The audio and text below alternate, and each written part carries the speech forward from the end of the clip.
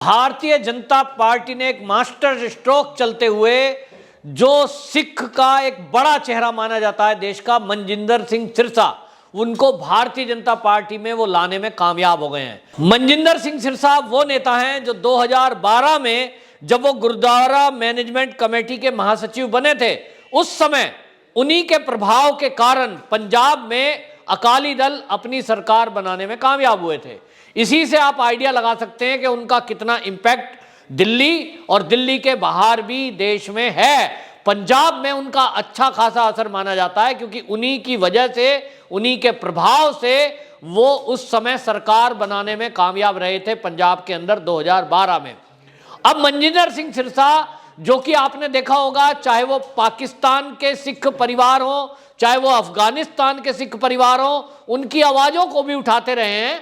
और इन्हीं की वजह से आपने देखा कि भारतीय जनता पार्टी ने जो भी कार्रवाई सरकार ने की, वो जो भी कार्रवाई अफगानिस्तान के मुद्दे पर की, आपने देखा होगा बहुत सारे सिख परिवारों को भारत सरकार की तरफ से जो वहां जिस तरह से तालिबानी कब्जा हुआ, उसके बाद सिख परिवारों को बचाकर भारत में लाया गया। और इतना ही नहीं, गुरु ग्रंथ साहिब को भी सुरक्षित और सम्मानजनक तरीके से विशेष विमान के जरिए भारत की धरती पर लाया गया था। उसके फोटोग्राफ सबने देखे थे। इस सब के पीछे इसका श्रेय मनजिंदर सिंह सिरसा को जाता है। और इसकी वजह से आप देखेंगे कि जब जब भारत या भारत के बाहर कहीं भी सिख परिवारों को कोई आपत्ति विपत्ति हुई है, मनजिंदर सिंह सिरसा ने उनकी आवाज उठाई है, सरकार तक उस आवाज को पहुंचाया है।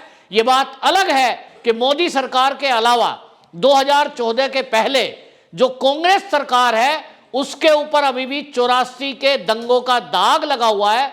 वहीं भारतीय जनता पार्टी और मोदी सरकार का जो कार्यकाल रहा है, इस सरकार के कार्यकाल में मोदी जी के नेतृत्व में सिखों और सिखों की निशानियां, यहां तक करतारपुर कॉरिडोर की बात हो, चाहे वो अफगानिस्तान से रेस्क्यू करके सह सम्मान लाया गया गुरु ग्रंथ साहिब हो, चाहे वो गुरु नानक साहिब जी का प्रकट दिवस को सरकार के तौर पर, भारतीय जनता पार्टी के तौर पर और आरएसएस के द्वारा जो अपने कार्यक्रमों में शामिल किया जाना है, इससे सम्मान मिला है। सिख समाज इससे प्रभावित हुआ है। और मनजिंदर सिंह सिरसा ने अपने जो भारतीय जनता पार्टी को ज्वाइन किया, उस समय इसका उल्लेख किया है। उन्होंने बाकायदा पूरे देश को संबोधित करते हुए प्रेस कॉन्फ्रेंस में बताया कि मोदी सरकार को जब भी उन्होंने कोई सिखों से संबंधित समस्याओं के बारे में बात की, सरकार ने उस पर तत्काल प्रभाव से कार्रवाई की।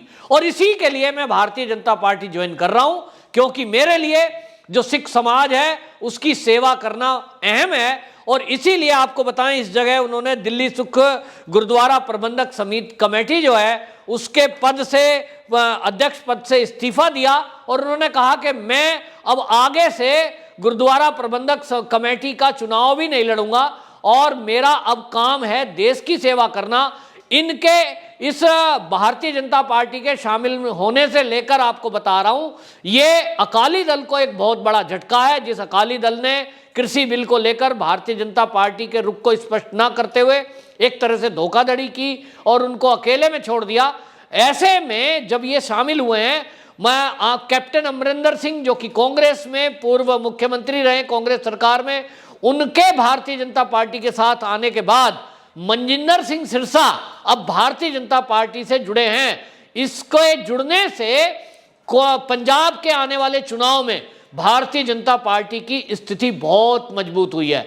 और अभी जो लोग ये अभी शंका कर रहे थे कि भारतीय जनता पार्टी का पंजाब में कोई आधार नहीं है, क्या होगा, कौन नेता बनेगा, तो ऐसा भी मैं आपको बता दूं कि इसमें भी कोई आश्चर्य नहीं है कि मनजिंदर सिंह सिरसा अगले भारतीय जनता पार्टी के मुख्यमंत्री के कैंडिडेट वहां हो, यह भी संभावना जताई जा रही है। और इसलिए एक बड़ा चेहरा ये बीजेपी को मिला है पंजाब चुनाव में मुख्यमंत्री पद के लिए, क्योंकि उनके अंदर काबिलियत भी है, बहुत शालीन है। और हमने देखा कि किसान आंदोलन को लेकर भी इनके बयान आए हैं, लेकिन बड़ी शालीनता से अपनी बात ये रखते हैं और पढ़े लिखे व्यक्ति हैं। टीवी डिबेट्स में हमने इनको देखा है। एक रणनीति के तहत ये भारतीय जनता पार्टी ने इनको आगे रखते हुए और इन्हीं के जरिए बहुत सारे काम कराए। और इनके आने का असर ये देखिए कि एक तरफ ये भारतीय जनता पार्टी के मुख्यालय दिल्ली के अंदर ये ज्वाइन कर रहे थे बीजेपी को, दूसरी तरफ जो किसान आंदोलन बॉर्डर पर चल रहे थे वहां गुरुद्वारों की तरफ से जो लंगर चलाए जा रहे थे, जिसकी वजह से कई बार आसपास के लोग, कई बार भीड़, कई बार और ये जो किसानों को ट्रॉलियों में भरकर लाते थे, वो लोग जिनके गुरुद्वारे की तरफ से लंगर की व्यवस्था चल रही थी, वो गुरुद्वारे की तरफ से चलाए गए लंगर के जो सेवादार थे वाइंड अप करने लगे अपने लंगर के प्रोग्राम को, और 5 ट्रकों में अपना सामान भरकर वो बॉर्डर एरिया छोड़कर चले गए। इनके जाने के बाद अब ये माना जा रहा है कि ये आंदोलन अब 1-2 दिन भी नहीं चल सकता, क्योंकि जब फ्री में लंगर नहीं मिलेगा यानी भोजन नहीं मिलेगा तो वहां आंदोलनकारी किसके खर्चे पे बैठेंगे? क्या उस खर्चे को राकेश टिकैत करेंगे? निश्चित रूप से नहीं। और इसलिए यह आंदोलन अब समाप्त माना जा रहा है। दूसरी तरफ सरकार ने भी पॉजिटिव वे दिखाया है और जो किसानों की तरफ से जायज मांग थी उनको मांग मान ली गई है और इसमें नरमाई भी दिखाई है। जैसे उन्होंने कृषि बिल की बात की कि 3 कृषि बिल वापस लो, वो वापस हो गए। एमएसपी की बात थी, एमएसपी पर सरकार ने बाकायदा घोषणा की है कि commission for agriculture cost and price की सलाह पर जो 22 फसल है उसका एमएसपी का दाम घोषित कर दिया है। वहीं दूसरी तरफ सरकार की तरफ से घोषणा की गई है कि पूरे देश में सभी फसलों पर एमएसपी की गारंटी के लिए यदि कोई समिति बनानी पड़ेगी कि एमएसपी पर किन किन फसलों को रखा जाए, क्या दाम दिए जाएं, उसके लिए एक कमेटी की जरूरत है। और कमेटी बनाने के लिए उन्होंने संयुक्त किसान मोर्चे से भी 5 नामों को मांगा है कि आप अपनी तरफ से किन्हीं 5 विशेषज्ञों के नाम हमको दीजिए। और उसके लिए जो गुरनाम सिंह हैं चंडूनी, उन्होंने बताया कि बाकायदा गृह मंत्रालय की तरफ से एक फोन आया था और उन्होंने 5 नाम मांगे थे। इसका मतलब यह है कि सरकार की तरफ से एक बड़ी पहल हुई है किसान आंदोलन को लेकर भी।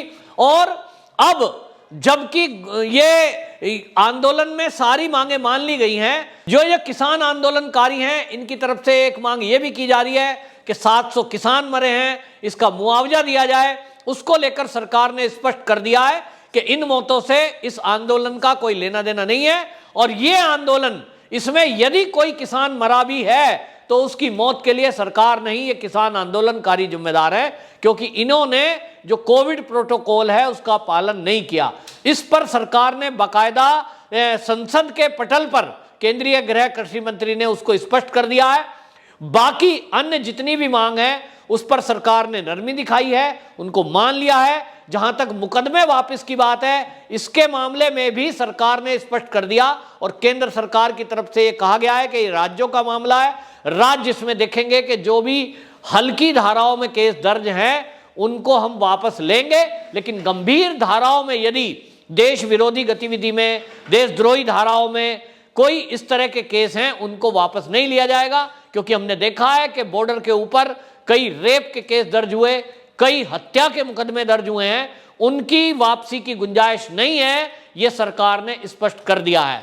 एक बहुत बड़ा यह झटका किसान आंदोलनकारियों के लिए भी है, क्योंकि मनजिंदर सिंह सिरसा के बीजेपी में शामिल होने का मतलब ये यही है कि जो सिख संगठन यहां इस आंदोलन को अपना सपोर्ट कर रहे थे, अब वो सपोर्ट आपको नहीं दिखाई देगी और यह आंदोलन अब खत्म हो रहा है।